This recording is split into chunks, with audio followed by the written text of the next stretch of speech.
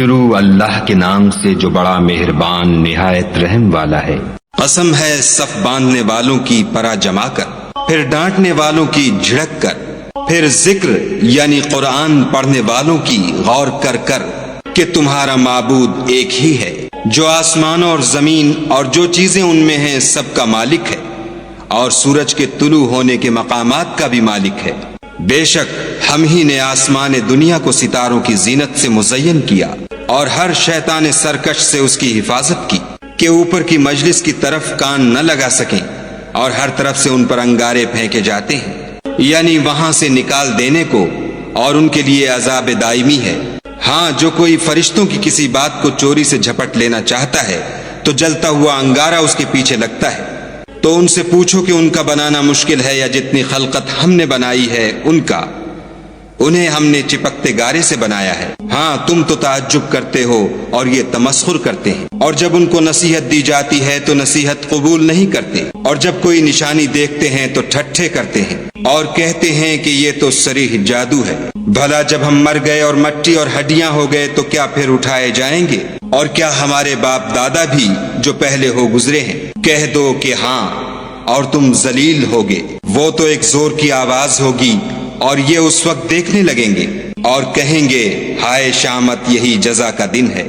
کہا جائے گا کہ ہاں، فیصلے کا دن جس کو تم جھوٹ سمجھتے تھے یہی ہے۔ جو لوگ ظلم کرتے تھے ان کو اور ان کے ہم جنسوں کو اور جن کو وہ پوجا کرتے تھے سب کو جمع کر لو، یعنی جن کو خدا کے سوا پوجا کرتے تھے، پھر ان کو جہنم کے رستے پر چلا دو، اور ان کو ٹھہرائے رکھو کہ ان سے کچھ پوچھنا ہے۔ تم کو کیا ہوا کہ ایک دوسرے کی مدد نہیں کرتے؟ بلکہ آج تو وہ فرما بردار ہیں اور ایک دوسرے کی طرف رخ کر کے سوال و جواب کریں گے۔ کہیں گے کیا تم ہی ہمارے پاس دائیں اور بائیں سے آتے تھے؟ وہ کہیں گے بلکہ تم ہی ایمان لانے والے نہ تھے، اور ہمارا تم پر کچھ زور نہ تھا بلکہ تم سرکش لوگ تھے۔ سو ہمارے بارے میں ہمارے پروردگار کی بات پوری ہو گئی، اب ہم مزے چکھیں گے۔ ہم نے تم کو بھی گمراہ کیا اور ہم خود بھی گمراہ تھے، پس وہ اس روز عذاب میں ایک دوسرے کے شریک ہوں گے۔ ہم گناہ گاروں کے ساتھ ایسا ہی کیا کرتے ہیں۔ ان کا یہ حال تھا کہ جب ان سے کہا جاتا تھا کہ خدا کے سوا کوئی معبود نہیں تو غرور کرتے تھے اور کہتے تھے کہ بھلا ہم ایک دیوانے شاعر کے کہنے سے کہیں اپنے معبودوں کو چھوڑ دینے والے ہیں؟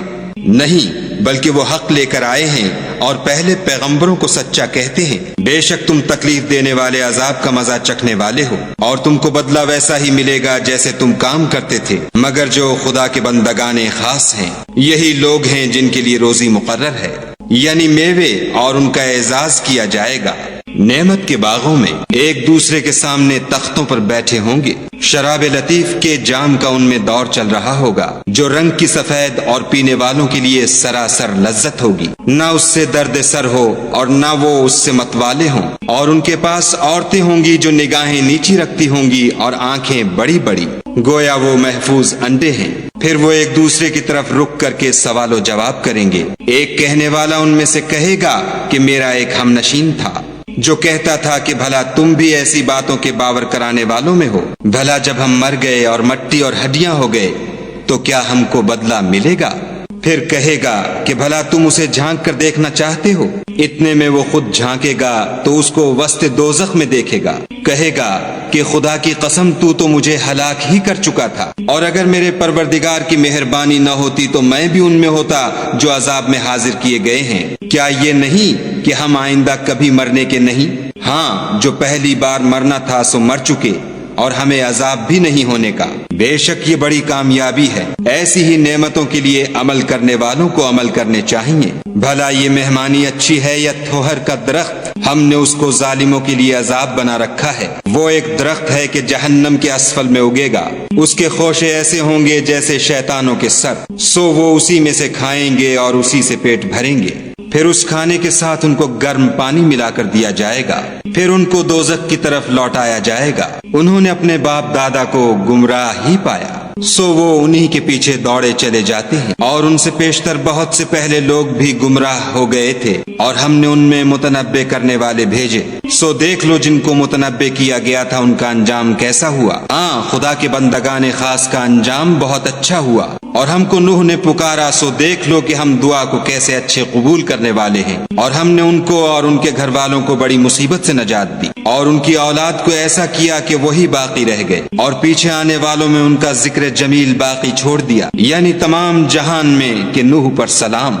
نیکوکاروں کو ہم ایسا ہی بدلہ دیا کرتے ہیں، بے شک وہ ہمارے مومن بندوں میں سے تھے۔ پھر ہم نے دوسروں کو ڈبو دیا، اور انہی کے پیرووں میں ابراہیم تھے، جب وہ اپنے پروردگار کے پاس عیب سے پاک دل لے کر آئے، جب انہوں نے اپنے باپ سے اور اپنی قوم سے کہا کہ تم کن چیزوں کو پوچھتے ہو، کیوں جھوٹ بنا کر خدا کے سوا اور معبودوں کے طالب ہو، بھلا پروردگار عالم کے بارے میں تمہارا کیا خیال ہے؟ تب انہوں نے ستاروں کی طرف ایک نظر کی اور کہا میں تو بیمار ہوں، تب وہ ان سے پیٹھ پھیر کر لوٹ گئے۔ پھر ابراہیم ان کے معبودوں کی طرف متوجہ ہوئے اور کہنے لگے کہ تم کھاتے کیوں نہیں؟ تمہیں کیا ہوا ہے؟ تم بولتے نہیں؟ پھر ان کو داہنے ہاتھ سے مارنا اور توڑنا شروع کیا، تو وہ لوگ ان کے پاس دوڑے ہوئے آئے۔ انہوں نے کہا کہ تم ایسی چیزوں کو کیوں پوچھتے ہو جن کو خود تراشتے ہو، حالانکہ تم کو اور جو تم بناتے ہو اس کو خدا ہی نے پیدا کیا ہے۔ وہ کہنے لگے کہ اس کے لیے ایک عمارت بناؤ، پھر اس کو آگ کے ڈھیر میں ڈال دو۔ غرض انہوں نے ان کے ساتھ ایک چال چلنی چاہی اور ہم نے انہی کو زیر کر دیا۔ اور ابراہیم بولے کہ میں اپنے پروردگار کی طرف جانے والا ہوں، وہ مجھے رستہ دکھائے گا۔ اے پروردگار مجھے اولاد عطا فرما جو سعادت مندوں میں سے ہو۔ تو ہم نے ان کو ایک نرم دل لڑکے کی خوشخبری دی۔ جب وہ ان کے ساتھ دوڑنے کی عمر کو پہنچا تو ابراہیم نے کہا کہ بیٹا میں خواب میں دیکھتا ہوں کہ گویا تم کو ذبح کر رہا ہوں، تو تم سوچو کہ تمہارا کیا خیال ہے؟